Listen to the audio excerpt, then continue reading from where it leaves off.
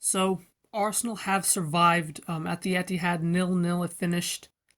Of course, not an exciting game for the neutral, but if you're a fan of either team, that was absolutely gut wrenching. And and Arsenal ultimately did enough to get the point, but I think it's an interesting game because obviously going into the game, Man City were big favorites. They're at home. They haven't failed to score at home since 2021. So, I think for Arsenal to go there and keep a clean sheet was hugely impressive. But I also think that this game was a massive missed opportunity for Arsenal. I think Arsenal were, on the whole, the better team. Man City had so much of the ball, they didn't do anything with it.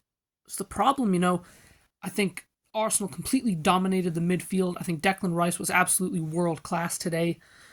I think Saliba and Gabriel as well were absolutely world class, the way that they just pocketed up Erling Haaland, which, not many defenders do that to Erling Haaland. So I think that's something that Arsenal should be incredibly proud of. I thought Jorginho was actually pretty good today. I was a bit worried about him in the starting 11, just because, he can give the ball away if he's pressed.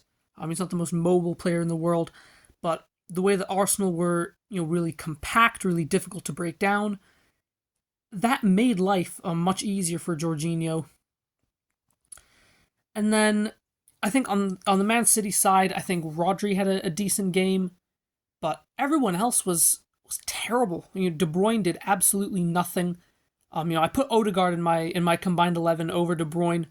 And Odegaard did so much more today than De Bruyne, even though he had so much less of the ball. Everything good that Arsenal did going forward, kind of went through Odegaard. I think he played the ball that put Saka in.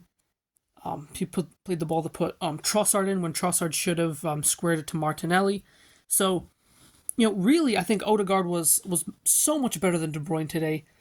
The only other City player I think that can really hold his head up, well, two actually. I think Gvardiol did a very good job against Saka. I don't think Saka really got anything out of Gvardiol. And the other one was Bernardo Silva. I'm not gonna lie. Every time Bernardo Silva ran at Kivior, I was very worried because Bernardo Silva really did a job on Kivior. I think Kivior really struggled in this game. But ultimately, City had a very, very poor game going forward. And I think Arsenal created the much better chances in that game. When Arsenal had the chance to get on the attack, we looked so much better than City. We actually looked dangerous. Jesus had a couple of chances. Um, I think Declan Rice had a chance. Havertz had a chance. Um, the big one for me, the two big ones, was the ball that Saka put across. Was a perfect delivery by Saka, low cross, driven right on the 6-yard box, and Jesus just completely missed the ball. He kind of slid in and he missed the ball completely. That should have been a tap in right there. And then obviously the counterattack, again, Odegaard played a beautiful pass to Trossard. And again, if Trossard just gets his head up and plays that ball first time to Martinelli, that's a one-on-one with Ortega, which, you take Martinelli in that case any day of the week. But he kind of dawdled on the ball for too long.